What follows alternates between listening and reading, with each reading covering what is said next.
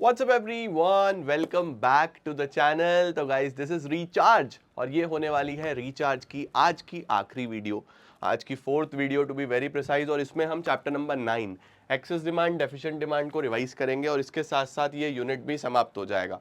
इसके बाद 6 बजे लाइव आ जाना, इस पूरे यूनिट के PYQs लगाएंगे, फिर तुम्हारे इंडिया चाइना पाकिस्तान के रह जाएंगे, वो मैं फॉरेन एक्सचेंज BOP के साथ करा दूंगा। ठीक है, तो आइए जल्दी से शुरू करते हैं और इस पर्टिकुलर यूनिट को भी समाप्त करते हैं।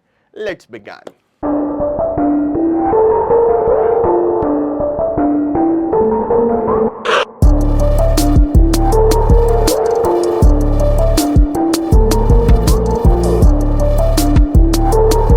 अब सर इस यूनिट के अंदर है क्या बच्चों? बहुत ही आसान सा साधारण सा यूनिट है, एक्सेस डिमांड डेफिशिएंट डिमांड, और उसको कैसे कंट्रोल किया जाए। सर ये एक्सेस डिमांड डेफिशिएंट डिमांड होता क्या है? देखो मैं तुम्हें पहले समझा दूं, तुम लोग को ऑलरेडी पता है, पढ़ा हुआ है, बट फिर भी एक बार क्विकली समझा देता हूं। देखो बच्चों, हमारे पास ये इक्विलिब्रियम होता था। इक्विलिब्रियम का मतलब कि जितनी डिमांड है उतनी सप्लाई है। ये AS है, ये AD है और ये इक्विलिब्रियम है, यानी यहाँ पे सब कुछ बढ़िया चल रहा है, परफेक्ट चल रहा है। यहाँ पे प्रोड्यूसर्स भी सेटिस्फाइड हैं, कंज्यूमर्स भी सेटिस्फाइड हैं, डिमांड सप्लाई के कॉरस्पॉन्डिंगली मैच कर रही है। लेकिन कई बार सिचुएशन क्या होती है कि ये हमारा full employment level of income output employment है ना। अब होता क्या है, कई बार इकोनॉमी में डिमांड कुछ कंपैरेटिवली कम होती है। जब डिमांड बच्चों कम हो, नीचे की तरफ हो, ये हमारी एक्चुअल डिमांड है AD1। वैसे C+I होता है, ठीक है, लेकिन कई कुछ भी रीजन हो सकता है, मल्टीपल रीजंस हैं। मल्टीपल रीजंस की वजह से अगर डिमांड कम है तो इस सिनेरियो में जब डिमांड कम होता है तो इसको हम लोग बोलते हैं डेफिशिएंट डिमांड। अब जब डिमांड कम होता है बच्चों, तो फिलहाल देखो फुल एम्प्लॉयमेंट के लिए डिमांड ये था, यानी AD बराबर यस। फिलहाल यहां है डिमांड कम है। जब भी इकोनॉमी में चीजों की डिमांड कम होती है, जब भी चीजों की डिमांड कम होती है तो चीजें सस्ती हो जाती हैं। तो ये जो गैप आया ना बच्चे प्राइस में, इसको हम बोलेंगे डिफ्लेशनरी गैप। इसको क्या बोलेंगे? Deflationary gap. तो दोनों डिमांड में जो गैप है, सिंस डिमांड कम है तो प्राइसेस कम होंगे, तो उसको हम डिफ्लेशनरी गैप बोल देते हैं। और इस सिचुएशन को क्या बोलते हैं हम? Deficient demand, right. अब एक्सेस डिमांड में क्या होगा? AD ज्यादा होगा, AD ज्यादा होगा, ग्रीन कलर लेते हैं, AD ऊपर है। अब इसके भी मल्टीपल रीजंस हो सकते हैं, है ना। AD2 ले लेता हूं, राइट। अब देखो, अब ऊपर की तरफ है, फुल एम्प्लॉयमेंट तो ये था, सप्लाई तो यहां तक की थी, लेकिन डिमांड ऊपर चला गया, यहां तक चला गया। तो अब इस सिनेरियो में ये जो गैप आया, भाई इस बार डिमांड ज्यादा है, सप्लाई तो उतनी है नहीं, कॉरस्पॉन्डिंगली डिमांड ज्यादा है। तो अब जो गैप आया, इस गैप को बोलते हैं इन्फ्लेशनरी गैप। तो ध्यान रखना बच्चों, एक्सेस डिमांड के केस में आपको डिमांड ऊपर करके दिखानी है, इन्फ्लेशनरी गैप आएगा। डेफिशिएंट डिमांड के केस में आपको डिमांड नीचे करके दिखानी है, डिफ्लेशनरी गैप आएगा। लेकिन कुछ बच्चे कंफ्यूज हो जाते हैं कि सर ये लाइन कहां पे खींचनी है, क्या इक्विलिब्रियम नए वाले पे बनानी है? नहीं बच्चों, ध्यान रखना, एक्सेस डिमांड डेफिशिएंट डिमांड हमेशा फुल एम्प्लॉयमेंट के कॉरस्पॉन्डिंगली आता है। अगर आगे चले जाओगे फिर तो ADS बराबर ही हो गए, पीछे आ जाओगे तो फिर ADS बराबर ही हो गए। यहीं पे तो शॉर्टेज या फिर सरप्लस है, समझ रहे हो। तो हमेशा फुल एम्प्लॉयमेंट के ही ऊपर या फुल एम्प्लॉयमेंट के ही नीचे, ये कर्व में गलती मत करके आना, ठीक है, ऐसा ही बना के आना। तो ये इन्फ्लेशनरी गैप, ये डिफ्लेशनरी गैप, परफेक्ट, बढ़िया सर। देखो क्या लिखा है सबसे पहले, excess demand a situation when AD is greater than AS corresponding to full employment. ये बहुत इंपॉर्टेंट है बच्चों, फुल एम्प्लॉयमेंट के ऊपर ही आएगा हमेशा, ठीक है मेरी जान, ये क्लियर हो गया? बढ़िया। अब गैप कौन सा आएगा? इन्फ्लेशनरी गैप, परफेक्ट है जी, क्लियर है ये बात, बढ़िया सर। रीजंस क्या होंगे एक्सेस डिमांड के? डिमांड क्यों ज्यादा होती है? प्रोपेंसिटी टू कंज्यूम ज्यादा है, यानी क्षमता ज्यादा है लोगों की खर्च करने की। रिडक्शन इन टैक्सेस, टैक्सेस को कम कर दिया गया है तो भी लोग ज्यादा डिमांड करते हैं। गवर्नमेंट का एक्सपेंडिचर ज्यादा है, सरकार खर्चा करती है तो इकोनॉमी में पैसा आता है, लोगों के पास पैसा आता है तो डिमांड बढ़ती है। इंक्रीज इन इन्वेस्टमेंट, अब देखो इन्वेस्टमेंट बढ़ने से कई गुना इनकम होती है, इनकम कहाँ जाएगी? अल्टीमेटली इकोनॉमी में ही रहेगी, तो यहाँ पे भी क्या है? डिमांड बढ़ेगी। फॉल इन इंपोर्ट्स, जो आप बाहर से डिमांड करते थे, जो आप बाहर विदेशों से सामान मंगाते थे, वो आप नहीं मंगा रहे हो, तो देश में डिमांड बढ़ेगी, राइट। राइज इन एक्सपोर्ट, बाहर भी हमारा सामान बिकने लगा, डिमांड बढ़ेगी। डेफिसिट फिनेंसिंग, नए नोट छापे गए तो भी डिमांड बढ़ने वाली है। सही है या नहीं है बच्चों? अच्छा सर, इंपैक्ट क्या रहता है एक्सेस डिमांड का? एक्सेस डिमांड से बेटा जी इन्फ्लेशन होता है, यानी कि प्राइजेस जो है वो बढ़ जाते हैं। अब प्राइजेस बढ़े हैं लेकिन जो आउटपुट है वो तो उतना ही है, एम्प्लॉयमेंट भी इतना ही है, क्योंकि आप ऑलरेडी फुल एम्प्लॉयमेंट में थे, तो हम बोलेंगे प्राइजेस तो बढ़ेंगे लेकिन without any increase in output and employment, क्योंकि इकोनॉमी ऑलरेडी फुल एम्प्लॉयमेंट पे है। ठीक हो गया बच्चों, क्लियर है ये बात? बढ़िया सर, ये तो समझ गए। डेफिशिएंट डिमांड के केस में क्या होगा? डेफिशिएंट डिमांड के केस में एडी लेस देन एएस आ जाएगा, corresponding to full employment level. AD नीचे आ जाएगा बच्चा, एडी नीचे आ जाएगा इस केस में। अभी फिर ध्यान रखना, ये फुल एम्प्लॉयमेंट इक्विलिब्रियम था इसी के नीचे जो गैप आएगा इसी को बोलना है डिफ्लेशनरी गैप। ठीक हो गया? ऑल्दो इसमें ओवर फुल एम्प्लॉयमेंट और इसमें अंडर एम्प्लॉयमेंट इक्विलिब्रियम होता है, लेकिन वो आपको दिखाने की जरूरत नहीं है। डेफिशिएंट डिमांड के क्या रीजन हैं? जस्ट इसका रिवर्स कर दो। लोग डिमांड क्यों नहीं कर रहे? उनकी क्षमता कम हो गई है या टैक्सेस बढ़ गए हैं। टैक्स बढ़ गए तो लोग डिमांड नहीं करेंगे। गवर्नमेंट का एक्सपेंडिचर कम हो गया तो इकोनॉमी में पैसा कम आएगा। इन्वेस्टमेंट कम हो गया तो इनकम भी कम होगा, उससे भी डिमांड कम होगा। इंपोर्ट बढ़ रहे हैं, लोग बाहर से मंगा लेते हैं तो हमारे देश में डिमांड कम हो जाएगी। एक्सपोर्ट कम हो गए हैं, पहले जो माल बाहर बिकता था अब बिक नहीं रहा तो डिमांड कम हो जाएगी। तो डिमांड कम हो जाती है बच्चों। इससे क्या इंपैक्ट आएगा? इससे इंपैक्ट ये आएगा कि एक तो प्राइजेस कम हो जाएंगे, ठीक है। दूसरा, डिमांड कम हो रही है तो माल बच जाएगा, बहुत सारा माल बच जाएगा तो अगली बार बनेगा नहीं, आउटपुट कम होगा, एम्प्लॉयमेंट भी कम होगा। इस बात का ध्यान रखना, बहुत इंपॉर्टेंट पेज है, स्क्रीनशॉट जल्दी से इसका ले लो। डन है मेरे प्यारो?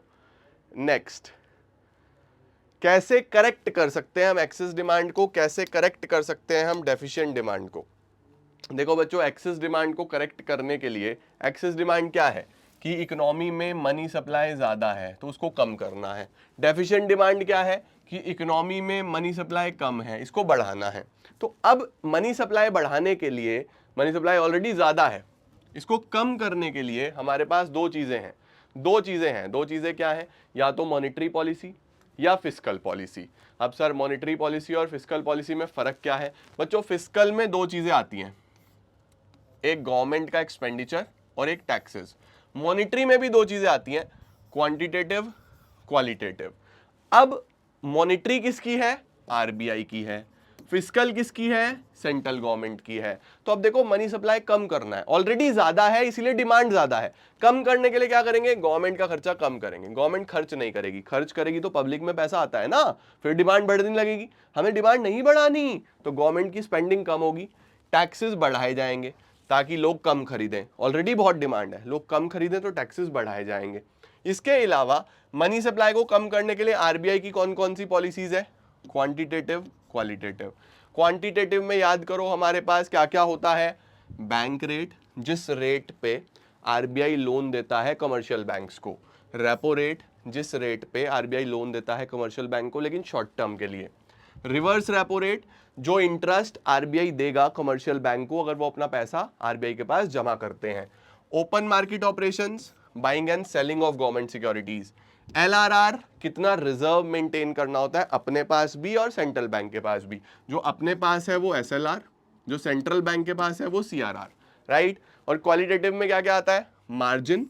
मार्जिन क्या था बच्चों? Difference between loan and security. कि अगर मैं लोन लेने गया 80 रुपए का, 100 की सिक्योरिटी मांगी तो 20 का डिफरेंस है ना, वो मार्जिन है। मॉरल सुएशन, ये एक प्रेशर है जो आरबीआई मेंटेन करता है कमर्शियल बैंक्स के पास कि मेरी बात मानो। उसके बाद सेलेक्टिव क्रेडिट कंट्रोल, यहां पे ये होता है कि हम लोग सेलेक्टिव सेक्टर्स का ही क्रेडिट कंट्रोल करेंगे, सबका नहीं करेंगे। तो अब मनी सप्लाई कम करने के लिए क्या किया जाए? बच्चों, बैंक रेट बढ़ाओ। आरबीआई लोन महंगे कर देता है, लोन महंगे करता है तो कमर्शियल बैंक को महंगा मिलता है तो पब्लिक को भी महंगा मिलता है। रेपो रेट भी बढ़ा दो, आरबीआई महंगा करेगा तो बैंकों को महंगा मिलेगा तो पब्लिक को भी महंगा मिलेगा। रिवर्स रेपो रेट भी बढ़ा दो, आरबीआई बोलता है आप हमारे पास पैसा जमा करो, हम आपको ज्यादा इंटरेस्ट देंगे, तो बैंक अपना सारा पैसा आरबीआई को जमा कर देंगे तो पब्लिक के पास तो देने के लिए बचेगा ही नहीं कुछ। तो कहीं ना कहीं जब बैंक पैसा इधर जमा कर देंगे आरबीआई के पास तो पब्लिक में तो कम जाएगा ना, मनी सप्लाई कंट्रोल होगा। ओपन मार्केट ऑपरेशंस में सेल होगी सिक्योरिटीज। सर, सेल का क्या मतलब है? सेल का मतलब है मेरी जान कि आरबीआई क्या करेगा, आप पब्लिक हो, मैं आरबीआई हूं, मैं आपको सिक्योरिटी सेल करूंगा। आपके पास सिक्योरिटी पहुंच गई, आपसे सारा पैसा खींच लिया मैंने। अब जब मैंने आपसे सारा पैसा खींच लिया तो आप डिमांड कर ही नहीं पाओगे, तो एक्सेस डिमांड के केस में आपको गवर्नमेंट सिक्योरिटीज बेची जाती हैं, ठीक है। उसके बाद एलआरआर को भी बढ़ा दिया जाएगा, आरबीआई बोलेगा अपने पास भी रिजर्व ज्यादा बनाओ, हमारे पास भी रिजर्व ज्यादा बनाओ। उससे क्या होगा, रिजर्व ज्यादा बनेगा तो पब्लिक में बांटने के लिए पैसा कम बचेगा, ठीक है बच्चों। मार्जिन को भी बढ़ाया जाएगा। मार्जिन को क्यों बढ़ाया जाएगा, क्योंकि लोन मुश्किल करने हैं, लोन नहीं देने जल्दी से, ऑलरेडी बहुत मनी सप्लाई है, तो सिक्योरिटी ज्यादा मांगेंगे, मार्जिन को बढ़ाएंगे। मॉरल सुएशन में आरबीआई एडवाइस करेगा कि लोन नहीं देना, डिस्करेज लेंडिंग। सुएशन का मतलब ये होता है कि आरबीआई की बात माननी पड़ेगी। और सेलेक्टिव क्रेडिट कंट्रोल में राशनिंग को इंट्रोड्यूस करा जाएगा कि बहुत ध्यान से देख के किस पर्टिकुलर सेक्टर को पैसा देना है और किसको नहीं देना, तो राशनिंग करके दो, ठीक है बच्चों। अब जब मनी सप्लाई कम है, बढ़ाना है, तो अपोजिट कर दो, गवर्नमेंट का एक्सपेंडिचर बढ़ा दो। गवर्नमेंट का एक्सपेंडिचर बढ़ेगा, उससे इकोनॉमी में पैसा पहुंचेगा। टैक्सेस कम कर दो, लोग ज्यादा सामान खरीद पाएंगे, डिमांड बढ़ेगी। उसके अलावा मनी सप्लाई कैसे बढ़ा सकते हैं, बैंक रेट कम कर दो, यानी लोन सस्ता कर दिया आरबीआई ने, रेपो रेट कम कर दिया, शॉर्ट टर्म लोन भी सस्ता कर दिया, रिवर्स रेपो रेट भी कम कर दिया कि भैया हम इंटरेस्ट नहीं देंगे, पब्लिक को बांटो, तो पब्लिक को पैसा बांटेगा बैंक। ओपन मार्केट में परचेज करेगा इस बार। सोचो, मैं आरबीआई हूं, मैं सिक्योरिटी आपसे बाय करूंगा तो आपके पास पैसा पहुंचेगा ताकि आप डिमांड बढ़ा पाओ, ठीक है। एलआरआर कम किया जाएगा कि रिजर्व कम बनाओ, पब्लिक को ज्यादा बांटो। मार्जिन को कम किया जाएगा ताकि लोन आसानी से बटे। मॉरल सुएशन में एनकरेज लेंडिंग, ज्यादा से ज्यादा लोन दो। और सेलेक्टिव क्रेडिट कंट्रोल में राशनिंग खत्म, सबको लोन बांटो, ठीक है बच्चों। तो measures to correct excess demand को याद कर लोगे तो ये वाले अपने आप याद हो जाएंगे, जस्ट इनका रिवर्स है। इन्फ्लेशनरी गैप क्या होता है और डिफ्लेशनरी गैप क्या होता है, सावधान इंडिया एग्जाम में आने के हाई चांसेस हैं बच्चों, हाई चांसेस। इन्फ्लेशनरी गैप क्या है, the gap by which actual AD exceeds, actual AD ज्यादा होता है जब फुल एम्प्लॉयमेंट एडी से, तो जो गैप आता है उसको इन्फ्लेशनरी गैप बोलते हैं। और जब एक्चुअल एडी कम होता है फुल एम्प्लॉयमेंट से, जो गैप आता है उसको डिफ्लेशनरी गैप बोलते हैं। स्क्रीनशॉट ले लो, हो गया पूरा रिवीजन।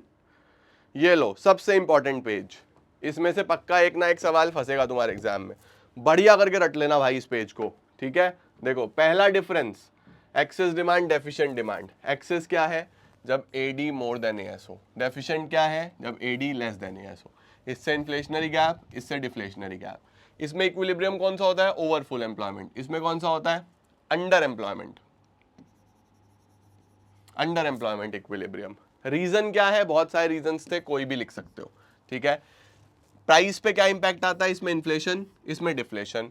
आउटपुट और एम्प्लॉयमेंट पे कोई फर्क नहीं पड़ता, यहां पे आउटपुट भी कम होगा और एम्प्लॉयमेंट भी कम होगा, ठीक है बच्चों। इन्फ्लेशनरी डिफ्लेशनरी गैप ये कब आएगा, जब एक्चुअल एडी ज्यादा हो। ये कब आएगा, जब एक्चुअल एडी कम हो फुल एम्प्लॉयमेंट वाले से। यहाँ पे आउटपुट और एम्प्लॉयमेंट पे फर्क नहीं पड़ता, यहाँ पे आउटपुट और एम्प्लॉयमेंट कम होता है, इससे इन्फ्लेशन होता है, इससे डिफ्लेशन होता है, ठीक है।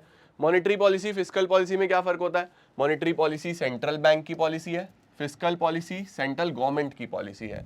मॉनेटरी पॉलिसी आरबीआई कंट्रोल करता है, फिस्कल पॉलिसी गवर्नमेंट कंट्रोल करती है। फिर मॉनेटरी में क्या क्या आ जाएंगे, सारे टूल्स लिख देना, फिस्कल में क्या क्या आ जाएंगे, सारे टूल्स लिख देना। फुल एम्प्लॉयमेंट और अंडर एम्प्लॉयमेंट क्या है, फुल एम्प्लॉयमेंट जहां पे एडी बराबर एएस हो और सबको काम मिल रहा हो। अंडर एम्प्लॉयमेंट जहां पे एडी बराबर एएस है लेकिन सबको पूरा काम नहीं मिल रहा, कुछ कम काम मिल रहा है, उसको अंडर एम्प्लॉयमेंट बोलते हैं। आउटपुट पे क्या इंपैक्ट आएगा, यहाँ पे मैक्सिमम आउटपुट होता है, बढ़िया से प्रोडक्शन हो रहा होता है, यहाँ पे थोड़ी सी वेस्टेज होती है क्योंकि जितना घंटे में काम कर सकता हूँ उतना काम मिल नहीं रहा मुझे, है ना। तो यहाँ पे रियल आउटपुट अपने मैक्सिमम पे नहीं पहुंचता। उसके बाद क्या है, इन्फ्लेशनरी गैप किसमें आएगा किसमें नहीं आएगा। यहाँ पे लिखा हुआ है अगर any excess of AD over AS, अगर फुल एम्प्लॉयमेंट से ज्यादा एडी बढ़ता है तो उससे इन्फ्लेशनरी गैप होगा। यहां पे अगर बढ़ता है अंडर एम्प्लॉयमेंट से ज्यादा तो कोई इन्फ्लेशनरी गैप नहीं होता, यहां से तो इक्विलिब्रियम तक पहुंचेगा, ठीक है बच्चों। तो ये हमारे बहुत इंपॉर्टेंट 3-4 डिफरेंसेस हैं जो आपके एग्जाम में आ सकते हैं, स्क्रीनशॉट ले लो, वेरी इंपॉर्टेंट। और बढ़िया तरीके से हमने ये वाला चैप्टर भी रिवाइज कर लिया, बढ़िया तरीके से ये भी निपटा दिया। अगर तुम्हें ऐसा कोई टॉपिक लग रहा है कि यार ये तो याद ही नहीं आ रहा, जैसे स्पेशली ये वाले टॉपिक्स होते हैं, ये वाले क्वांटिटेटिव और क्वालिटेटिव इंस्ट्रूमेंट्स, तो इसके लिए एक बार डिटेल्ड लेक्चर जरूर देख लेना, डिस्क्रिप्शन में लिंक दे दूंगा, बढ़िया तरीके से उसको चेक कर लेना, तुम्हारा चैप्टर पूरा ही रिवाइज हो जाएगा। आज के दिन इंडिया चाइना पाकिस्तान और एडीएएस के ये 3 चैप्टर्स, ये 4 चैप्टर्स बच्चों करके सोने हैं। अगर तुम रियलाइज करो ना बाबू, अगर तुम रियलाइज करो तो देखो हमने क्या क्या कर लिया।